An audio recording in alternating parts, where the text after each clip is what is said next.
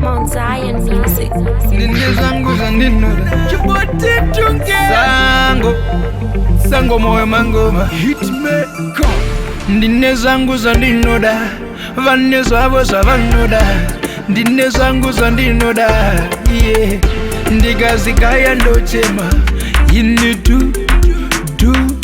musora kutema mai mwana wakazonditsimira foni kureria kuita kunditsimira foni kureria mai mwana ende wakandikura kunorira kuti ku zveshuwa wakandikura kunorira kuti kuwa mai mwana kuzama kupona ungabatike uri peace nezvikekeke kutumira munhu hanzi apambudike wakonzera kuti ndikumbuke dai baby dai usina kana kunditi uya dai baby yakanaiwane mvura iwo musiuya wakazondidzimira foni kureria kuita kunditsimira foni kureria mai mwana ende wakandikura kunorira kuti ku zveshuwa wakandikura kunorira kuti kuwa mai mwana ongu takarorana tenda mwari ndakupa mukanda zvawainditaso nevamwe vakomana waigara uchinditumanisa uchindikamanisa kuita kundisanganisa wakandiwajiza wakazonditsimira foni kureria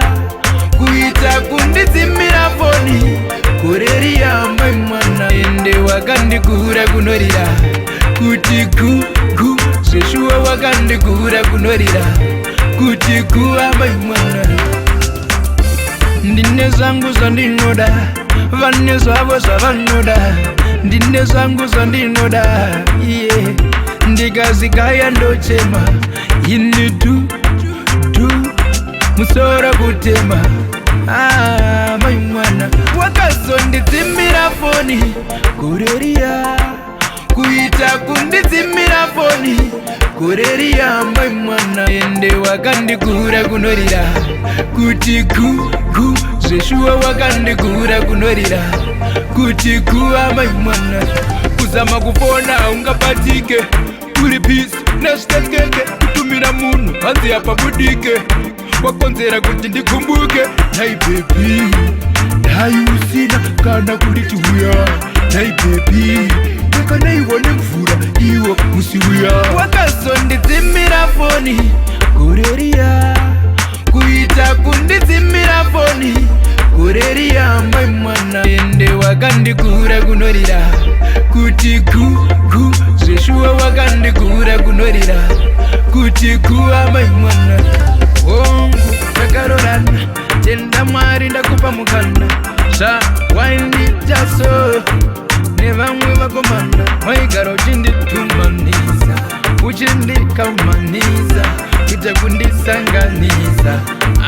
wakandiwajiza wakazonditsimira foni kureria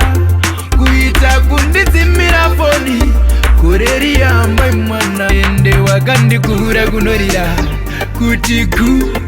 zveshuwa wakandikura kunorira kuti kuwa mai mwana